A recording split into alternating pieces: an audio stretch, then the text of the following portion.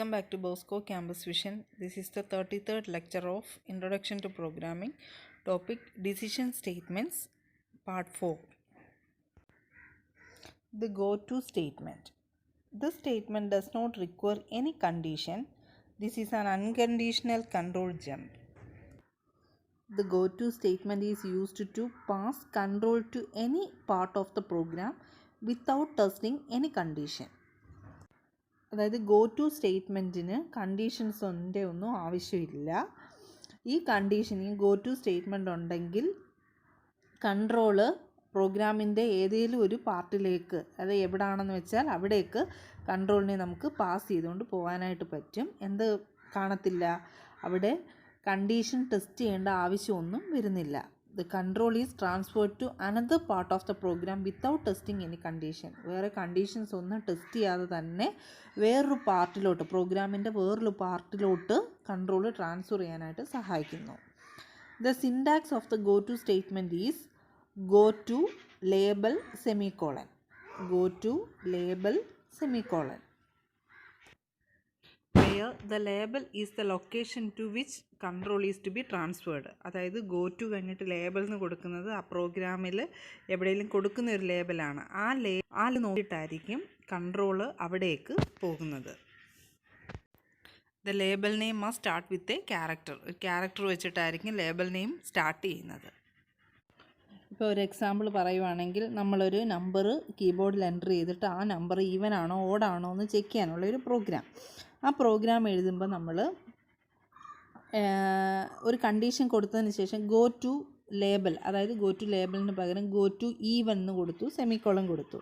അപ്പം അടുത്ത എവിടെങ്കിലും ഈവൻ കോളൻ ഇട്ടിട്ട് എന്തായിരിക്കണം, അവിടെ ആ പ്രിൻ്റ് ഓഫ് സ്റ്റേറ്റ്മെൻറ്റോ എന്താ കണ്ടീഷൻ എന്ന് വെച്ചാൽ അത് കൊടുക്കണം. ഈവൻ കോളൻ ഇട്ടിട്ട് പിന്നെ കണ്ടീഷൻസ് കൊടുത്ത് എഴുതുകയാണെങ്കിൽ ഈ നമ്മളിവിടെ ഗോ ടു ഈവൻ സെമിക്കോളൻ കൊടുത്തെടുത്ത് കൺട്രോൾ അവിടെ നിന്നും, ആ പ്രോഗ്രാമിൻ്റെ അവിടെ നിന്നും കൺട്രോൾ പാസ് ചെയ്ത് എവിടെ വരും, ആ ഈവൻ എന്നുള്ളടത്ത്, ആ സെറ്റ് ഓഫ് പ്രോഗ്രാമിൻ്റെ അവിടോട്ട് കൺട്രോൾ പാസ് ചെയ്ത് വരും. അപ്പോൾ അതാണ് ഗോ ടു സ്റ്റേറ്റ്മെൻറ്റിൻ്റെ യൂസ് എന്ന് പറയുന്നത്. അപ്പോൾ ഗോ ടു ഈവൻ എന്ന് കൊടുക്കുകയാണെങ്കിൽ ആ ഈവൻ എന്ന് പറഞ്ഞാൽ എന്താണ്, ആ വേർഡ് എവിടാണോ നമ്മൾ ആ ലേബൽ എവിടാണോ പ്രോഗ്രാമിൽ ചെയ്തേക്കുന്നത് അവിടെ കൺട്രോൾ എന്ത് ചെയ്തു, പാസ്സായി പോകുന്നു. Then what is the difference between break and continue statements? In break, it exists from current block or loop.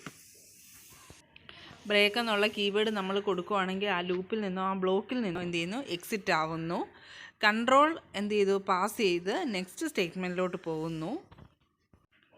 പിന്നെ also it terminates the loop, ആ ലൂപ്പിൽ നിന്ന് എന്ത് ചെയ്തു, ടെർമിനേറ്റ് ആവുന്നത്. എന്നാൽ കണ്ടിന്യൂ ആണെങ്കിൽ loop takes the next iteration, അടുത്ത ഐട്രേഷൻ ഏതാണെന്ന് വെച്ചാൽ അത് എടുക്കുന്നു. Control passes to the beginning of the loop, ആ ലൂപ്പിൻ്റെ ബിഗിനിങ്ങിലോട്ട് എന്ത് ചെയ്യുന്നു, കൺട്രോൾ പാസ് ചെയ്യുന്നു. നെവർ ടെർമിനേറ്റ്സ് ദ പ്രോഗ്രാം, ആ പ്രോഗ്രാമിൽ നിന്ന് ഒരിക്കലും ടെർമിനേറ്റ് ആവുന്നില്ല. ബ്രേക്കിൻ്റെ നേരെ ഓപ്പോസിറ്റാണ് കണ്ടിന്യൂ എന്ന് പറയുന്നത്. അപ്പോൾ ബ്രേക്ക് ആണെങ്കിൽ exist from the current block or loop, control passes to the next statement outside the loop, it terminates the loop. Continue ആണെങ്കിൽ loop takes the next iteration, control passes to the beginning of the loop, never terminates the program. Next is the switch statement.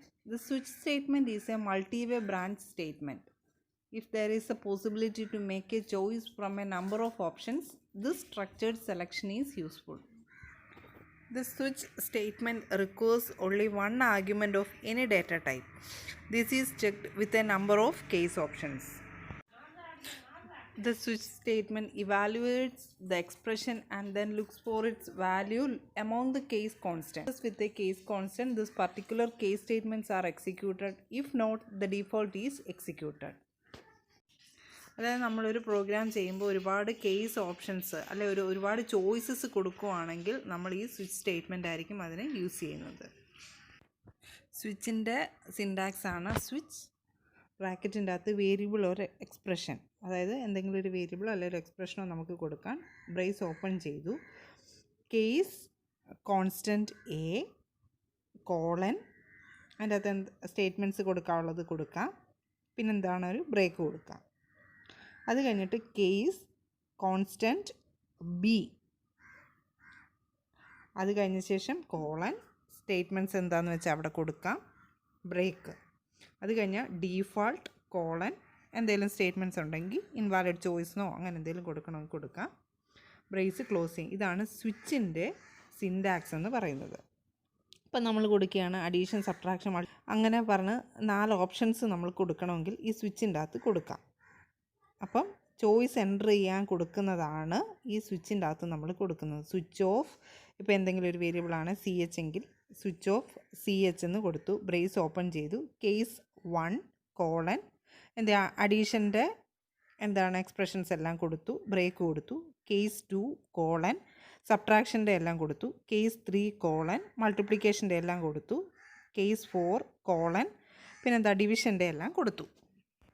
പിന്നെന്താണ് ആ ഡീഫോൾട്ടിൻ്റെ അകത്ത് പറഞ്ഞേക്കുന്നത് എന്താണ്, print അകത്ത് നമുക്ക് invalid choice, അവിടെ കൊടുത്തേക്കുന്ന choice ഇൻവാലിഡായിട്ട് ഒരെണ്ണം കൊടുക്കുകയാണെങ്കിൽ അത് പ്രിൻ്റ് ചെയ്യാൻ വേണ്ടിയിട്ട് കൊടുക്കാം. അപ്പോൾ ഇതിൻ്റെ ഇടയ്ക്ക് ഇങ്ങനെയാണ് നമ്മൾ കേസ് കോൺസ്റ്റൻസ് കൊടുക്കുന്നത്. അപ്പോൾ സ്വിച്ച്, എക്സ്പ്രഷൻ, എന്താണ് ആ വേരിയബിളാണ് നമ്മൾ മേളിൽ കൊടുക്കുന്നത്, അതായത് ചോയ്സ് എൻ്റർ ചെയ്യാൻ കൊടുക്കുന്ന വേരിയബിൾ ആണെങ്കിൽ അത്, ഓപ്പൺ ബ്രേസ്, കേസ്, ആ കേസ് എന്നുള്ള കീവേഡാണ് കേസ്, എന്താണ് 1 അല്ലെങ്കിൽ 2 അല്ലെ കേസ് എന്നോ ബിന്നോ എന്ത് വേണമെങ്കിലും കൊടുക്കാം. അതിൻ്റെ അകത്ത് set of statements, case B set of statements, അല്ലെ case C set of statements, last default colon, എന്താണ് സ്റ്റേറ്റ്മെൻറ്റ്സ് കൊടുത്ത് ബ്രേസ് ക്ലോസ് ചെയ്യുന്നു. ഇതാണ് സ്വിച്ചിൻ്റെ സിൻടാക്സ് എന്ന് പറയുന്നത്.